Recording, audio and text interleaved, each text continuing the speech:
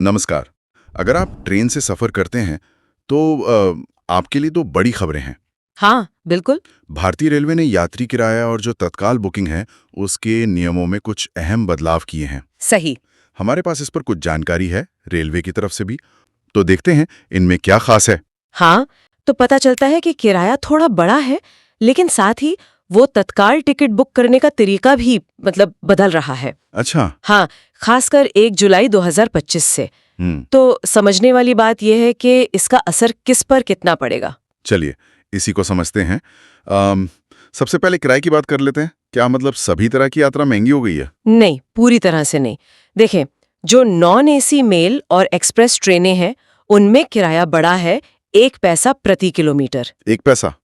हाँ, और जो एसी क्लास है, मतलब chair car, 3 AC, 2 AC, first AC, उसमें ये बढ़ोतरी 2 पैसे प्रति किलोमीटर है। 1 पैसा या 2 पैसा प्रति किलोमीटर? हाँ, सुनने में तो ये बहुत ज्यादा नहीं लगता, बिल्कुल। और इसीलिए शायद इसे 2013 और 2020 के बाद की सबसे छोटी बढ़ोतरी कहा जा रहा है। अच्छा। लेकिन हाँ, अगर यात्रा लंबी हो तो थोड़ा फर्क दिखेगा जरूर। हाँ, जैसे मान लीजिए कोई दिल्ली से मुंबई जा रहा है। हाँ, करीब 1500 किलोमीटर। हाँ, तो एसी क्लास में सफर कर रहे हैं हाँ, तो करीब करीब 30 रुपए ज्यादा लग सकते हैं। Okay, 30 rupees. ओके। और अगर उतनी ही दूरी नॉन एसी में तय कर रहे हैं तो शायद 15 रुपए के आसपास महंगा होगा। अच्छा। तो लंबी दूरी पर थोड़ा असर है। जी। लेकिन जो कम दूरी वाले हैं या जो रोजाना सफर करते हैं उनके लिए भी कुछ बदला है। देखिए, यहीं पर एक राहत की बात है।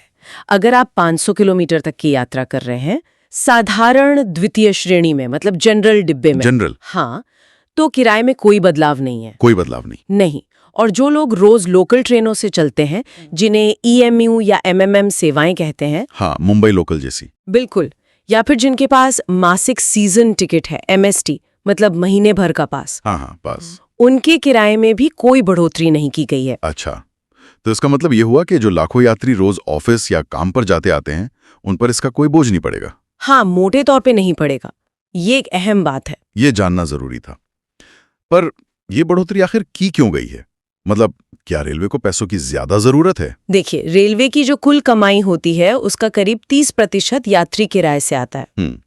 तो इस बढ़ोतरी से एक अनुमान है कि अगले वित्त वर्ष, मतलब 2025-26 में करीब 700 करोड़ का अतिरिक्त राजस्व मिल सकता है। 700 करोड़? हाँ, अधिकारियों का कहना है कि ये जो बढ़ती लागतें हैं और यात्रियों की जेब है, उसके बीच एक संतुलन बनाने की कोशिश है। इसीलिए इसे मामूली वृद्धि बता रहे हैं। मामूली? खैर, 700 करोड़ सुनने में तो बड़ी रकम लगती है। हाँ, वो तो है, लेकिन रेलवे का जो पूरा ऑपरेशन है उसके खर्चे बहुत ज्यादा हैं, तो शायद उस बड़ी तस्वीर में एक छोटा हिस्सा ही हो। समझ गया। तो ये तो हुई किराए की बात, लेकिन आपने शुरू में वो तत्काल टिकट के नियमों में बदलाव का भी जिक्र किया था, वो क्या है? हाँ, वो एक बड़ा बदलाव है। असल में 1 जुलाई 2025 से। इसी साल? हाँ, इसी साल। हाँ। आईआरसीटीसी की वेबसाइट या ऐप से अगर तत्काल टिकट बुक करना है तो आधार ऑथेंटिकेशन जरूरी होगा। आधार ऑथेंटिकेशन मतलब अब तत्काल के लिए आधार कार्ड एकदम अनिवार्य? हाँ, बुकिंग के समय आधार वेरीफाई करना होगा। और इतना ही नहीं, 15 जुलाई से इसमें ओटीपी आधारित वेरिफिकेशन भी जुड़ जाएगा। अच्छा, ओटीपी भी? और एक और चीज है, जो अधिकृत एजेंट होते हैं ना, हाँ, जो टिकट बुक करते हैं, वो लोग अब बुकिंग खुलने के पहले आधे घंटे में तत्काल टिकट बुक नहीं कर पाएंगे। पहले आधे घंटे में? मतलब एसी क्लास के लिए सुबह 10 बजे बुकिंग खुलती है तो वो 10:30 तक बुक नहीं कर पाएंगे। ओके।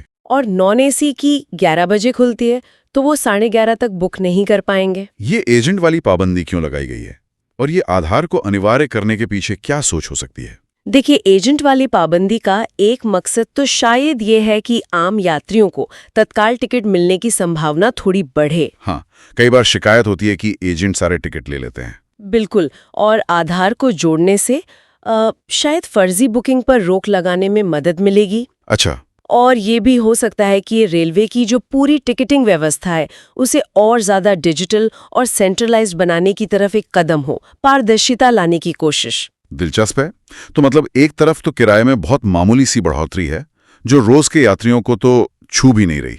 हाँ, ज्यादातर। और दूसरी तरफ तत्काल बुकिंग के लिए ये एक बड़ा डिजिटल कदम उठाया जा रहा है आधार के साथ। सही कहा आपने।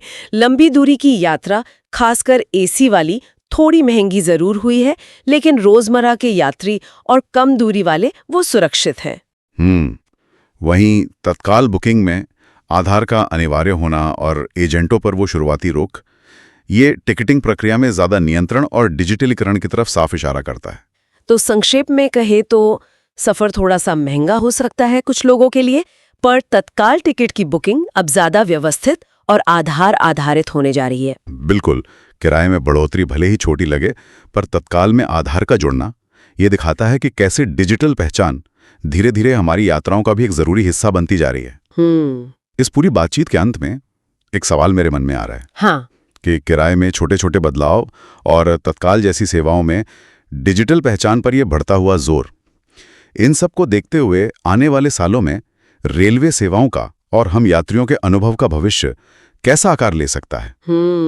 ये सोचने वाली बात है। हाँ, इस पर सोचने के लिए छोड़ जाते हैं।